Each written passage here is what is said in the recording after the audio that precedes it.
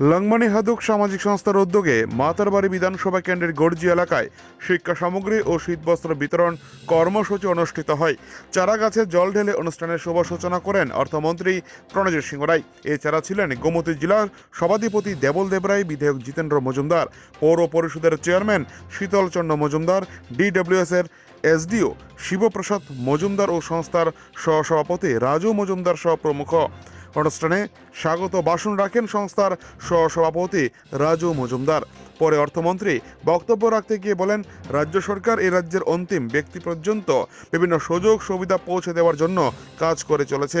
আগামী দিনেও এই ধরনের কাজ এবং কর্মসূচি প্রতিনিয়ত জারি রাখবে সরকার।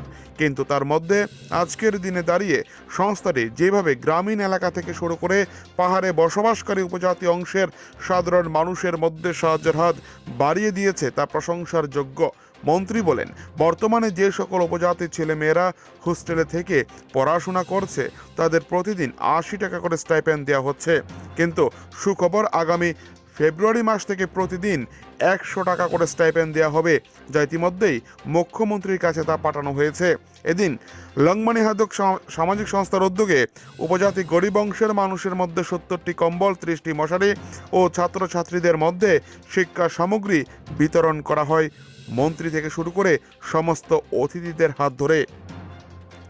পাশাপাশি গ্রামের সাধারণ মানুষের মধ্যে স্বাস্থ্য পরিষেবা সঠিক রাখতে একটি স্বাস্থ্য শিবির করা হয় এবং কৃষি দপ্তর থেকে বিভিন্ন রকম গাছের বীজ ও ওষুধ বিতরণ করা হয়। গোটা অনুষ্ঠানকে কেন্দ্র করে ব্যাপক উৎসাহ উদ্দীপনা লক্ষ্য করা যায় সাধারণ উপজাতি অংশের মানুষের মধ্যে। পাশাপাশি উপজাতি নৃত্য পরিবেশিত হয়েছে এদিন, যা গোটা গ্রামকে মুখরিত করে তোলে এই অনুষ্ঠানটি। গর্জি থেকে নিজস্ব প্রতিনিধির রিপোর্ট, টিভি 100 বাংলা।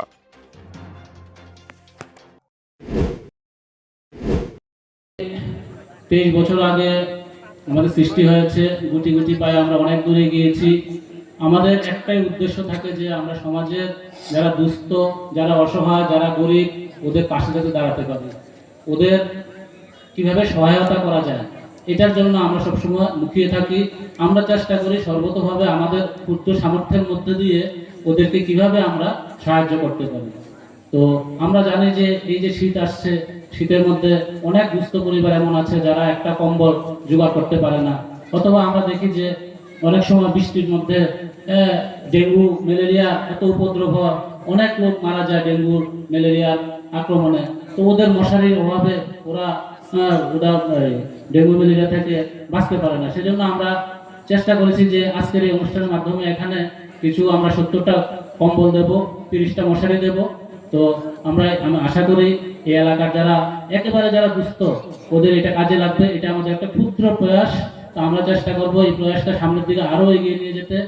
এর পাশাপাশি আমরা আমাদের কৃষক যারা ভাইরা আছে, বোনরা আছে, এদের জন্য আমরা সর্বতভাবে প্রয়াস চালিয়ে যাচ্ছি। বিভিন্ন কিছু টেকনিক্যাল নোহাউ দিয়ে বীজ, সার, ওষুধ, বিভিন্ন ভোকেশনাল ট্রেনিং, এন্টারপ্রেনারশিপ ট্রেনিং, এগুলো দিয়ে আমরা ওদেরকে সর্বতভাবে সাহায্য করছি।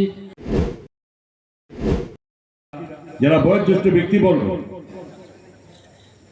একটি ছেলে মেয়ে যাতে পড়াশোনার বাইরে না থাকে, একটা ছেলে মেয়ে যাতে পড়াশোনার বাইরে না থাকে, কারণ পড়াশোনা করলে তাদের ভবিষ্যৎ সুরক্ষিত হবে, সরকারি চাকরি বাকরি করতে পারবে, রোজগারের সবাই যুক্ত থাকতে পারবে। এবং আমার কাছে এক্ষুনি চন্দ্রজয় বলছিল যে স্কুলে এখন প্রচুর ভাবে যে এখানে সবাই অ্যাডমিশন নিয়েছে, শুনলো ভালো লাগে। তো এইভাবে সরকার চাইছে আপনাদেরকে মর্যাদা দিচ্ছে সরকার। এবং এখানে যারা স্টুডেন্ট আছে, চন্দ্রজয় বলে যাচ্ছে, এখানে যেখানে স্টুডেন্ট আছে হস্টেলে থাকে, জনজাতি অঞ্চলের যারা ছেলে মেয়েরা হস্টেলে থেকে যারা পড়াশোনা করে, আগামী ফেব্রুয়ারি থেকে কত টাকা তাদের পায়, রেশন মানে যেখানে স্টাইপেন্ড পায় কত, ৮০ টাকা। কেউ পড়ো এখানে, হস্টেলে থাকে কেউ এখানে, প্রতিদিন ৮০ টাকা করে তাদের স্টাইপেন্ড দেওয়ার ব্যবস্থা ছিল। আগামী ফেব্রুয়ারি মাস থেকে, এখন ডিসেম্বরের মাঝামাঝি, আগামী ফেব্রুয়ারি মাসের থেকে 100 টাকা করে স্টাইপেন্ড দেওয়ার ব্যবস্থা করে প্রতিদিন একটা স্টুডেন্ট 100 টাকা করে তারা স্টাইপেন্ড পাবে।